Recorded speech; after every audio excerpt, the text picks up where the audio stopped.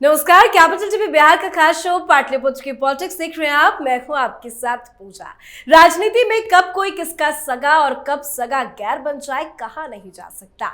आज पाटलिपुत्र की राजनीति में कुछ ऐसा ही नजारा देखने को मिला। दरअसल जन अधिकार पार्टी के राष्ट्रीय अध्यक्ष और पूर्व सांसद पप्पू यादव, जो लालू प्रसाद और उनके परिवार की आलोचना करने और घेरने वालों में सबसे आगे रहते थे, वंशवाद को लेकर पूरे परिवार पर निशाना साधते थे, लेकिन आज उनका मूड कुछ बदला बदला सा दिखा। पप्पू यादव ने लालू तेजस्वी से पहले मुलाकात की। पप्पू यादव ने जहां एक तरफ लालू प्रसाद यादव को अपना अभिभावक गार्जियन बताया, तो वहीं दूसरी तरफ तेजस्वी यादव को भाई बोला। बड़ी खबर उसके बाद ये सामने आई कि पप्पू यादव ने अपनी पार्टी जन अधिकार पार्टी का कांग्रेस में विलय कर दिया। पप्पू यादव ने आज दिल्ली में कांग्रेस के नेताओं की उपस्थिति में पार्टी ज्वाइन भी कर लिया। उनके साथ उनके पुत्र सार्थक रंजन भी कांग्रेस में शामिल हो गए। तो चुनाव से पहले हुए इस बड़े उलटफेर पर ही चर्चा करेंगे। मेरे साथ स्टूडियो में मौजूद हैं कैपिटल टीवी के editor in chief doctor Manish Kumar. Doctor साहब, बहुत बहुत स्वागत है आपका। धन्यवाद। पप्पू यादव जो कल तक लालू प्रसाद यादव को भला बुरा कहते थे, मुलाकात होती है लेकिन शामिल वो कांग्रेस पार्टी में हो जाते हैं। क्या चल रहा है बिहार में? देखिए, कोई बहुत बड़ा उलटफेर नहीं है, बल्कि ये कांग्रेस पार्टी की असलियत और कांग्रेस पार्टी और आरजेडी में आगे आने वाले समय में जो युद्ध होने वाला है उसकी सुगबुगाहट है। पहले एक कहानी समझ लीजिए क्या है। जब भी कोई पार्टी किसी पार्टी के साथ विलय होती है, छोटी पार्टी बड़ी पार्टी में विलय होती है, तो जो विलय होने वाली पार्टी होती है और उसका जो लीडर होता है, वो अपनी परिस्थितियों का आकलन करते हुए, परिस्थितियों के सामने घुटना टेकते हुए, राजनीतिक जो परिवेश जो तैयार हो रहा है उसमें अपने आप को बिल्कुल अलग थलग पाने के बाद जब उसको ये लगता है कि हम अपनी पार्टी बना करके बचा करके हम अब राजनीति नहीं कर पाएंगे, तब वो विलय करता है। क्लियर जी। अब पप्पू यादव, वो जो सीमांचल का इलाका है, पूर्णिया, कटिहार, सुपौल, ये उसको कहते हैं यादव लैंड, जहां MY कॉम्बिनेशन सबसे ज्यादा प्रखर रूप से दिखाई देता है। मुस्लिम पॉपुलेशन भी बहुत ज्यादा है, यादवों का भी पॉपुलेशन ज़्यादा है, और वहाँ कभी ये आरजेडी के साथ थे, लेकिन इन्होंने लगा कि भाई ये लालू यादव जो हैं वो उनकी बदौलत ही राजनीति कर पा रहे हैं। अपने आप को वो पूरा का जो है वो पावरफुल लीडर समझने लग गए और लालू यादव से ही अलग हो गए। फिर उसके बाद ये सारी घटनाएं घटी। हिज इमेज वो एक गुंडे की है, बाहुबली नेता, एक कम्युनिस्ट पार्टी के लीडर की हत्या के आरोप पे जेल भी गए। कांग्रेस पार्टी में इनकी पत्नी ऑलरेडी राज्यसभा की सांसद है। कांग्रेस से क्या रिश्ता है भाई? तो इनको कहा गया कि भाई ये महागठबंधन में शामिल होने के लिए तड़पड़ा रहे थे, कोई पूछ नहीं रहा था इनको, इसलिए बहुत सारे लोग अब चल रहा है पप्पू यादव आगे, पप्पू यादव। उसका भी एक अलग खेल है, मैं बताऊंगा। किताब लिख देते ही ये, अब बड़े बड़े लोग इसके किताब को जो है, जैसे कोई बहुत बड़ा इंटेलेक्चुअल है उसके उद्घाटन में पहुंच जाते हैं, तो खैर कोई बात नहीं। रैकेट वो दिल्ली के राजनीति को समझता है, उस रैकेट को एक्सप्लॉइट करता है। क्यों करता है वो आगे की कहानी बताऊंगा, आपका दिमाग हिलेगा। अब उनको लगा कि भाई लालू यादव के साथ ही आते हैं, तो लालू जी के पास चले गए। वो कहते हैं मैंने थूक फेंक के चाटना, गए वहाँ, अभिभावक कह रहे हैं पुराना बयान सब खोल कर दिखा दो। तो उन्होंने कहा भाई हम आरजेडी में विलय कर लेंगे।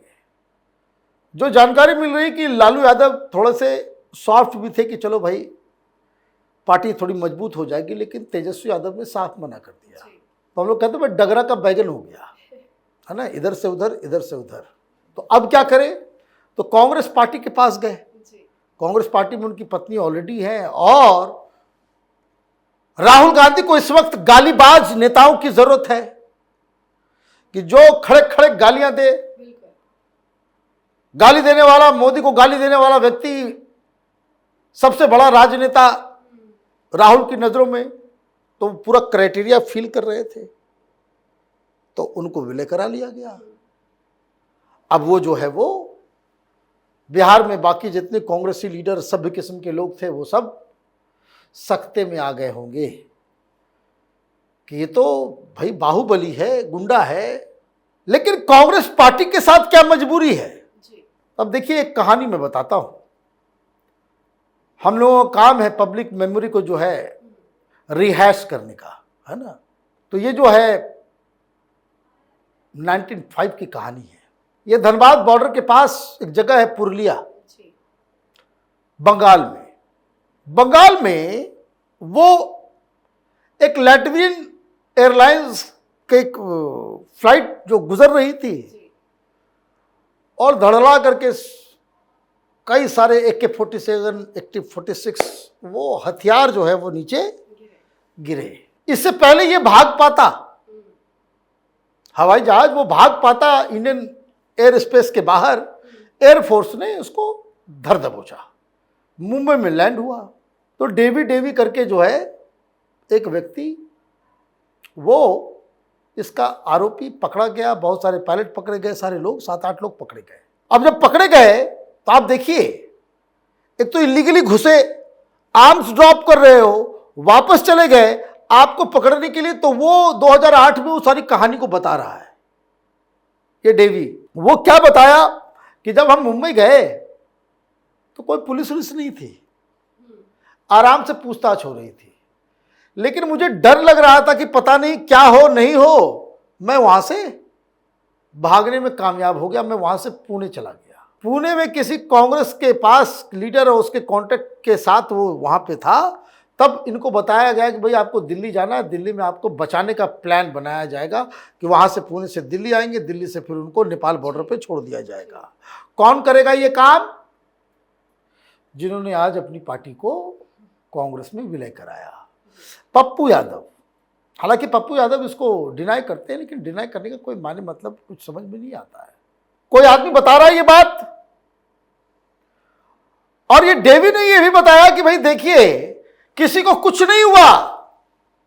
इस देश को कांग्रेस पार्टी ने धर्मशाला बना लिया कि कोई भी एरोप्लेन घुस जा रहा है, आर्म्स ड्रॉप कर दे रहा है। तो क्या भाई क्यों कर रहे थे, क्या कर रहे थे? वो किम डेवी ने सारी कहानी बताई। उसने ये भी बताया कि सबके पीछे तो कांग्रेस की सरकार थी। बंगाल में वहां पे वामपंथियों की सरकार थी। वहां ये कुछ कहते हैं आनंद मार्गी को, कुछ कहते हैं किसी और को, वो जो है वो आर्म्स सप्लाई करना चाह रहे थे कि हिंसा वगैरह भड़के, और हिंसा भड़कने के बाद वहां राष्ट्रपति शासन लगा दिया जाए।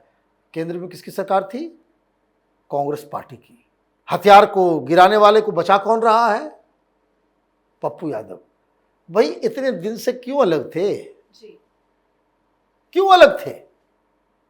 और आप किताब छाप रहे हो तो बड़े बड़े लोग उसमें आ जा रहे हैं। गूगल कीजिए, आपको सब इसके चेहरे जो है।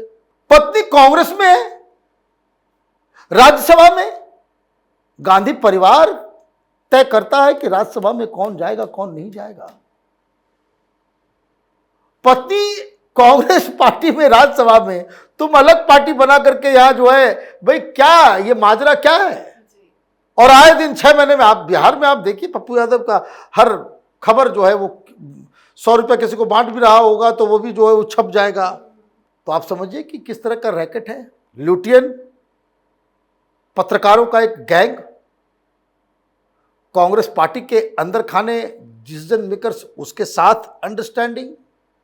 पत्नी को आप राज्यसभा में दिलवा देते हो क्या कि फिर लुटियन में आपको घर मिला रहता है? तो ये जो पर्दा था अभी तक वो पर्दा हटा है। लेकिन इसका खामियाजा कांग्रेस पार्टी को दूसरे तरीके से, क्योंकि अभी बहुत सारा टेंशन चल रहा है आरजेडी और कांग्रेस पार्टी के बीच में। तेजस्वी यादव ने साफ साफ कह दिया है कि किसी भी कीमत में कन्हैया को बेगूसराय से नहीं लड़ने देंगे, बिहार में लड़ने ही नहीं देना है। कांग्रेस पार्टी की तरफ से नाम तय कर दिया गया था, अभी तक निगोशिएशंस पूरे हुए नहीं हैं। अब आपने ये खेला कर दिया,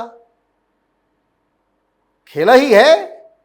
अब कांग्रेस पार्टी की तरफ से पप्पू यादव जो है वो मानेंगे तो नहीं, क्योंकि पप्पू यादव तो ये कह रहे हैं कि भाई ये आरजेडी को हमने बनाया, ये कौन है तेजस्वी। तो इस तरीके से वहां पे कोई खास बदलाव वोटिंग पैटर्न में नहीं दिखेगा। जो लोग पप्पू यादव के वोटर्स हैं वो बीजेपी के वोटर तो कभी थे नहीं।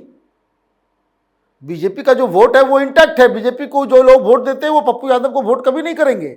इसलिए कोई ज्यादा फर्क होता हुआ नजर आए, ये बहुत सारे लोग कह रहे हैं बहुत बड़ा बदलाव होना है। कोई बदलाव नहीं होने वाला है।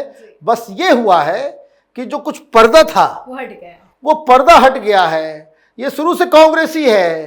कांग्रेसी के इशारे पे आप इस तरह का गलत काम करते हो, क्योंकि उस डेवी को पटना दिल्ली से ट्रेन में बिठा करके उसको बिहार लाया गया। बिहार से फिर इसके ही लोग पूरा जो है सिक्योरिटी में ले जा करके उसको नेपाल बॉर्डर छोड़ करके आए। किसके कहने पे? कांग्रेसी सरकार, कांग्रेस के ही पूरे प्लान इसी के कहने पे ना। और सारे पाप आपके जो है वो धुल जाते हैं। तो ये कहानी है, बिहार में कोई खास उसमें कोई फर्क नहीं पड़ने वाला। बहुत बहुत धन्यवाद सर समझाने के लिए। धन्यवाद। तो बिहार में जबरदस्त हलचल तेज है। सीटों के बंटवारों को लेकर भी मंथन जारी है। तो वहीं बिहार में सियासी समीकरण भी बदलता नजर आ रहा है। पशुपति कुमार पारस को एनडीए में एक भी सीट नहीं दी गई है। पारस ने केंद्रीय मंत्री पद से इस्तीफा भी दे दिया है और कहा जा रहा है कि वो महागठबंधन में शामिल हो सकते हैं। हालांकि पारस ने अभी तक अपने पत्ते नहीं खोले हैं। तो देखना होगा सीट बंटवारे पर किस फॉर्मूले के तहत मुहर लगती है। आप अपनी राय कमेंट कर लिखिए। देखते रहिए कैपिटल टीवी बिहार। नमस्कार।